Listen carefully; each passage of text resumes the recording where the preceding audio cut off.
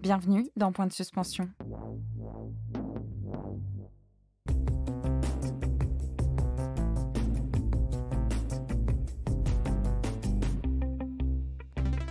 Je suis Léa Lejeune, journaliste économique, et vous écoutez Point de suspension, le podcast de l'Unédic.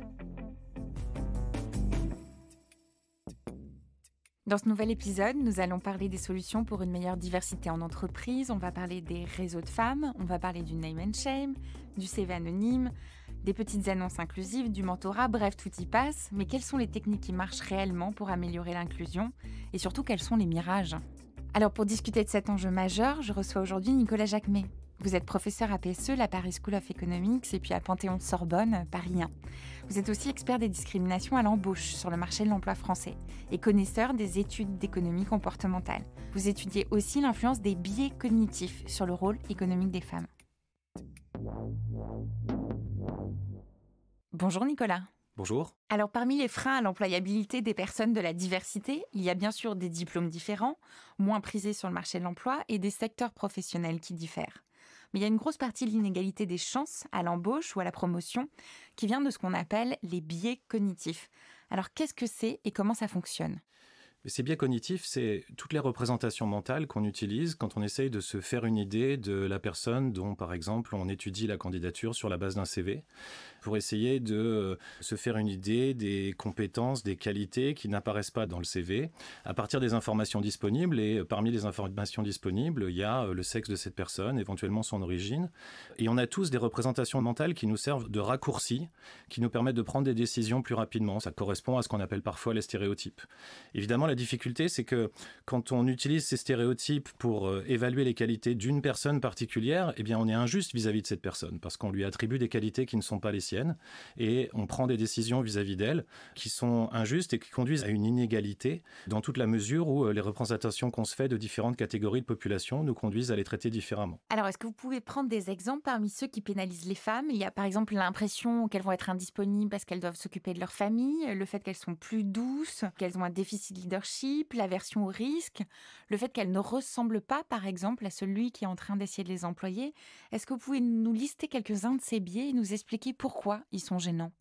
D'abord, il faut dire qu'une partie de ces stéréotypes ou de ces représentations de qui sont les femmes en comparaison des hommes, une partie est parfois vraie en moyenne. Il est vrai en moyenne que l'attitude vis-à-vis du risque des femmes est relativement différente de celle qu'on observe chez les hommes, que les femmes ont tendance à être plutôt plus prudentes. On observe aussi que les femmes ont une préoccupation à l'autre qui est plutôt plus grande sur la base de résultats d'économie comportementale. Et donc ces stéréotypes ne sont pas nécessairement erronés, mais une fois de plus, ils sont injustes vis-à-vis de la personne à laquelle on les applique, parce qu'on traite une personne comme si elle était représentative de son groupe, alors que bien évidemment, même si en moyenne les femmes sont moins averses au risque que ne le sont les hommes, on a parmi les femmes des personnes qui sont très averses au risque et d'autres qui le sont moins. Et donc on se comporte de manière injuste vis-à-vis de la personne dont on évalue la candidature dans l'exemple du marché du travail. Est-ce que vous avez en tête certains stéréotypes qui sont peut-être faux et qui ont une influence sur l'employabilité des femmes ?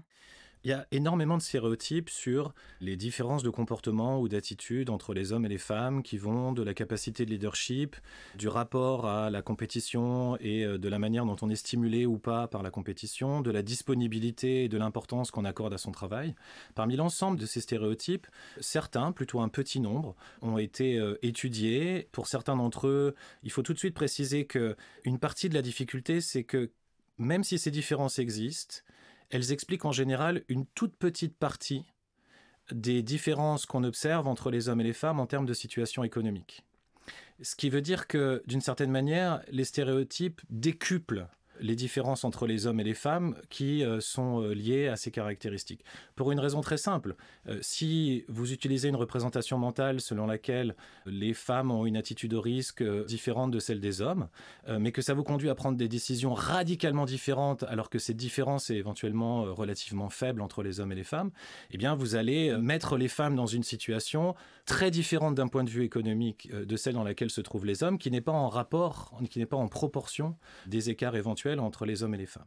Alors, c'est un problème concrètement dans le recrutement. Mais comment on fait pour le corriger ? Est-ce qu'il faut former tous les recruteurs? Est-ce qu'il faut changer les méthodes de recrutement?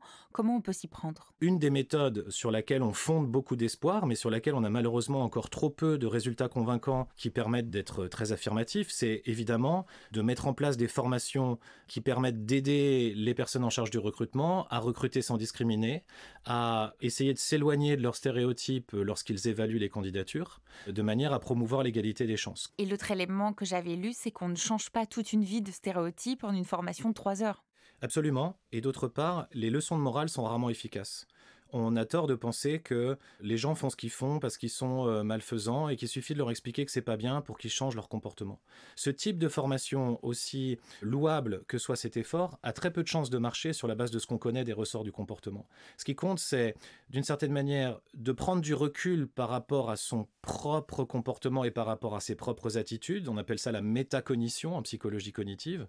Donc la capacité à réfléchir sa propre manière de penser pour essayer de la faire évoluer vers des décisions qui sont moins victimes des stéréotypes. Alors un des éléments qui permet de lutter pour plus de diversité, c'est de changer les petites annonces d'emploi. Par exemple, certaines annonces pour les postes au salaire très élevé excluent les femmes et d'autres petites annonces plus inclusives dans leur manière d'être rédigées peuvent les attirer. Comment ça fonctionne ce mécanisme-là? C'est vrai que les stéréotypes atteignent leur maximum de perversité quand ils sont anticipés par les personnes qui en sont victimes. Et donc, quand, par exemple, les femmes s'attendent à ce que des stéréotypes s'appliquent à leur recrutement dans certains métiers, eh bien, on a un phénomène de censure qui conduit les femmes à se porter moins facilement candidates sur certains métiers ou à se porter candidates plus difficilement sur certaines promotions, simplement en anticipation du fait qu'on ne s'attend pas à ce qu'une femme soit candidate sur ce type de métier ou que ce métier est fortement masculinisé. Et ces comportements de censure sont évidemment renforcés par, disons, le signal implicite qu'envoie la manière dont les annonces, par exemple, sont rédigées. Un certain nombre d'études, plutôt en psychologie et en sociologie, ont montré qu'un simple changement de la manière dont les petites annonces sont formulées conduisent, à une perception extrêmement différente des stéréotypes de genre qui vont s'appliquer au recrutement pour le métier sur lequel porte l'annonce de la part des hommes et des femmes, à une perception beaucoup plus positive de la part des femmes d'annonces qui sont rédigées avec une terminologie moins masculine, c'est-à-dire en employant des termes qui font moins référence à des stéréotypes masculins qu'à des stéréotypes féminins. Il y a un autre mécanisme qui peut être intéressant, c'est les entretiens calibrés presque pour le recrutement. Est-ce que vous pouvez nous parler de ça? C'est vrai qu'on a aussi observé que ces mêmes effets liés aux stéréotypes qui ont pu être observés sur la manière dont les annonces sont rédigées, est aussi assez vrai de la manière dont se déroule l'entretien d'embauche ou se déroule l'audition, suivant le domaine dont on parle. Si les questions qui sont posées, la manière dont les questions sont formulées, les réactions des personnes qui font passer un entretien d'embauche sont elles-mêmes stéréotypées, alors elles vont conduire à mettre les candidats dans des situations différentes en fonction de leur sexe et par conséquent à donner des réponses et à donner une impression qui diffère suivant leur sexe, qui, une fois de plus, n'est pas nécessairement en lien avec leurs compétences réelles et leur personnalité. Et donc standardiser le déroulement de l'ensemble des procédures, celle de l'entretien d'embauche en particulier, en essayant de s'en tenir à des questions, par exemple, si ce n'est entièrement pré-rédigé, au moins qui correspondent à un déroulé qui est commun à l'ensemble des candidats, est effectivement favorable à une égalité de traitement qui permet de s'éloigner, une fois de plus, de l'effet des stéréotypes dans les décisions qui devraient être individuelles.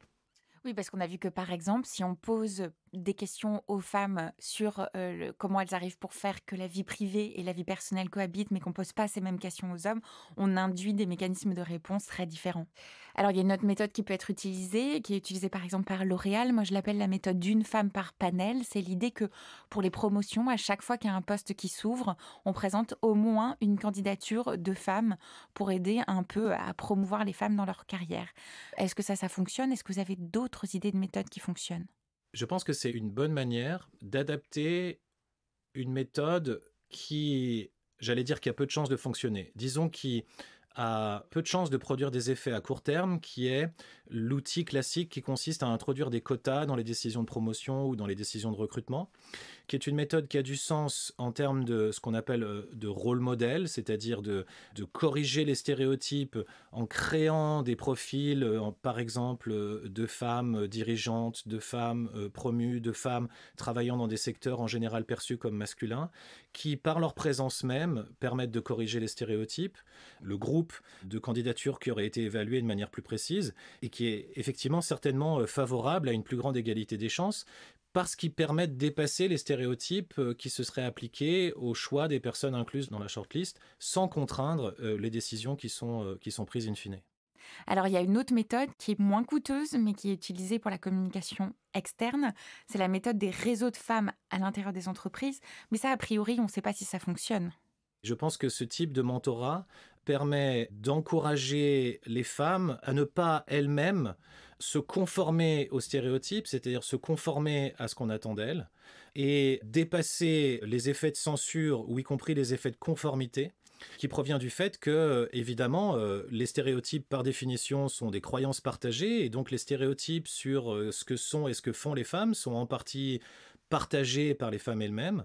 L'effet des stéréotypes sur les comportements des femmes au travail permet certainement d'améliorer les choses en prenant du recul par rapport à ce type d'effet. Les quotas n'existent pas vraiment en France. En tout cas, il y en a qui ont été mis en place pour traiter la question du handicap. En gros, les personnes en situation de handicap doivent représenter 6% des effectifs des grandes entreprises. Et si ce n'est pas le cas, l'entreprise paye une amende. Selon vous, cette méthode, elle est efficace pour l'inclusion des personnes handicapées ? Je pense qu'elle est absolument fondamentale pour l'inclusion des personnes handicapées. On sait combien le travail est un élément majeur du lien entre les individus et la société. La question du handicap, même si elle est probablement trop générale pour être résumée de cette manière-là, mais bien souvent, la question de l'inclusion des personnes victimes d'un handicap va de pair avec un certain nombre de coûts pour l'entreprise en termes d'adaptation du poste de travail, éventuellement en termes d'adaptation des missions associées à ce travail lui-même. Et comme une entreprise, de manière très basique, prend ses décisions sur la base d'un arbitrage coût-bénéfice, je pense que ce type de mesure qui consiste à jouer sur l'arbitrage coût-bénéfice des entreprises en matière de recrutement des personnes qui subissent un handicap sont extrêmement importantes en termes d'inclusion. Fin 2021, pour la première fois, vous avez publié une grosse étude sur la discrimination d'origine, notamment sur les effets sur la convocation à l'embauche. Première fois sur l'ensemble du territoire. Qu'est-ce que vous avez découvert au cours de cette étude ? Il y a deux spécificités importantes de cette étude qu'il faut à mon avis rappeler pour bien prendre la mesure du problème. Contrairement à beaucoup d'études qui existaient dans le passé, notre étude porte sur un éventail de métiers qui est relativement large, 11 métiers au total, qui se distinguent notamment en termes de niveau de qualification requis pour occuper ce métier.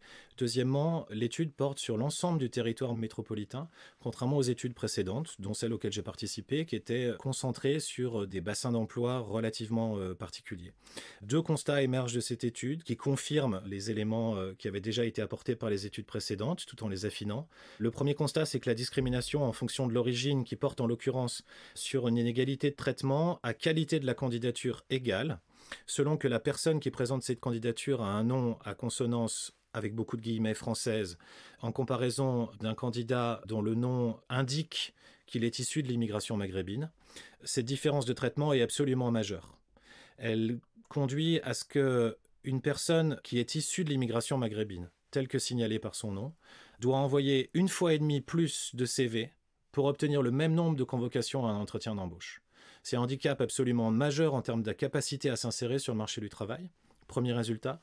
Deuxième résultat, cette discrimination reste extrêmement forte, quel que soit le niveau de qualification. On pense souvent la question de la discrimination d'origine comme une question plutôt liée aux métiers peu qualifiés, à l'insertion sur le marché du travail des jeunes dont les études ont été relativement courtes. D'après les résultats de notre étude, cette idée est très largement fausse, même s'il reste exact que la discrimination d'origine est beaucoup plus forte parmi les métiers peu qualifiés que parmi les métiers qualifiés. Et sur la discrimination en raison de l'origine, on a souvent parlé du CV anonyme comme une méthode miracle pour un recrutement plus égalitaire, sauf que c'est plus compliqué que ça. Oui, avec le CV anonyme, on revient à cette idée d'élargir le bassin de candidature, de faire en sorte que parmi les personnes qui, par exemple, décrocheront un entretien d'embauche, on ait une diversité suffisamment grande pour que les décisions soient prises sur la base d'un bassin de candidats divers qui donnent leur chance à tout le monde, même si, encore une fois, les décisions ne seront pas nécessairement celles-là. Il y a un aspect du CV anonyme sur lequel il faut s'interroger, c'est on pense souvent le CV anonyme en faisant comme si la raison pour laquelle on observe une discrimination est due au prénom lui-même et qu'il suffit d'enlever le prénom sur une candidature pour que finalement les candidats retrouvent les mêmes chances, non seulement d'être convoqués à un entretien d'embauche, mais ensuite de se voir proposer un emploi. On voit bien que c'est finalement un levier relativement limité parce que ce que montrent les études qui portent sur la discrimination en matière de convocation à un entretien d'embauche, c'est une discrimination vis-à-vis des candidats en fonction de leur origine et cette origine n'est pas modifiée par le fait que les CV sont anonymisés. La découverte de l'origine est plus tardive. La question à laquelle on n'a pas encore beaucoup de réponses, c'est dans quelle mesure ce CV anonyme conduira à restaurer l'égalité des chances au moment de la décision d'embauche. Merci beaucoup Nicolas Jacquemet. C'était Point de suspension, le podcast de l'Unédic, et rendez-vous dans 2 semaines pour un prochain épisode.